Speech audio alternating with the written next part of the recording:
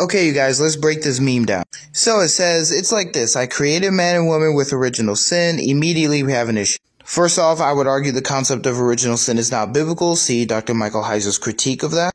But even if it was biblical, the idea in Christian theology is not that God created it. I don't know what exactly the next sentence is referring to, but let's just take the flood, for instance.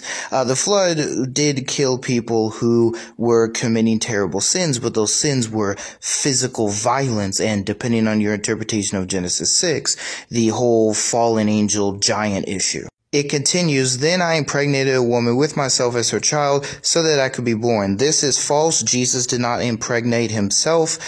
We are specifically told throughout the text of Scripture that the three persons of the Trinity were all involved in this miracle. It continues later, I will unalive myself as a sacrifice to myself to save all of you from the sin that I gave you in the first place. First, Jesus didn't unalive himself. Second, Jesus did not unalive himself to himself.